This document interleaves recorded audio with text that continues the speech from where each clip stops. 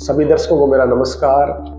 मैं डॉक्टर विजय आज बात करने वाला हूँ एक ऐसी स्वास्थ्य समस्या के बारे में जो बहुत ही कॉमन है। हम में से काफ़ी लोग इस समस्या से परेशान रहते हैं और ये हमारी दिनचर्या को काफ़ी प्रभावित करती है। जी हाँ, आज हम बात करेंगे एसिडिटी, हार्ट बर्न या गैस के बारे में। तो सबसे पहले जानते हैं कि एसिडिटी और हार्ट बर्न क्यों होता है।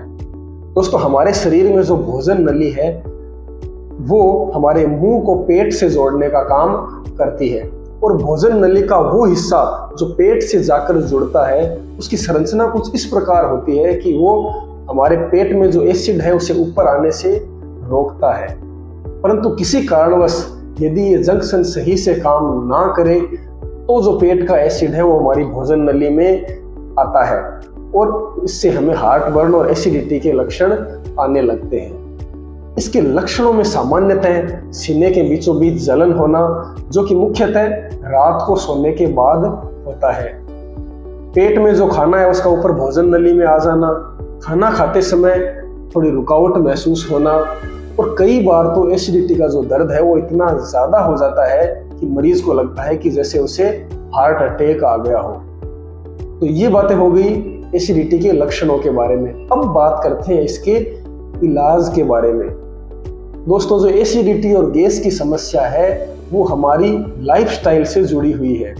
धीरे धीरे हमारा खान पान, हमारा रहन सहन इतना बदल गया है कि हम में से हर कोई इस एसिडिटी की समस्या से परेशान रहता है। तो दोस्तों, खाली पेट के कैप्सूल खाना ही एसिडिटी का इलाज नहीं है।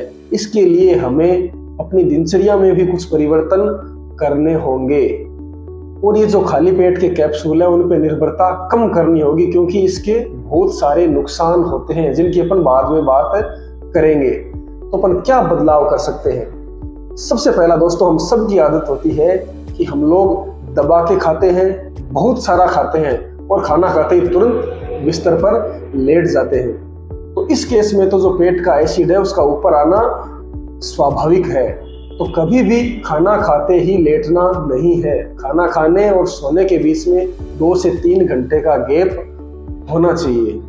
और जिन मरीजों में एसिडिटी की समस्या रहती है उन्हें सोते समय जो अपना सिरहाना है वो थोड़ा ऊपर करना होता है।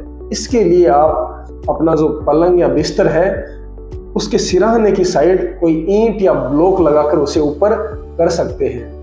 कुछ लोग इसके लिए 2 या 3 तकियों का उपयोग करने लग जाते हैं, जो कि बिल्कुल गलत है। इससे आपकी एसिडिटी में तो आराम मिल सकता है लेकिन आपकी गर्दन में दर्द रह सकता है। सोते समय बाईं तरफ की करवट लेने से एसिडिटी में आराम मिलता है।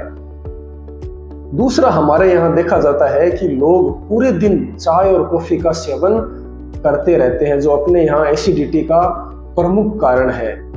तो यदि आप चाय और कॉफी का अत्यधिक सेवन करते हैं तो उनका जो उपयोग है वो सीमित कर दें।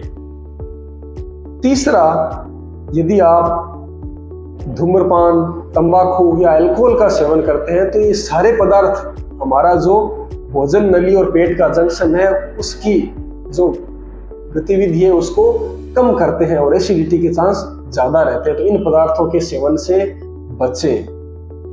और दोस्तों, मोटापा और एसिडिटी का सीधा सीधा संबंध है। यदि आपका वजन ज़्यादा है, आप ओबीज हैं, तो आपको एसिडिटी होने की संभावनाएं ज़्यादा रहती है।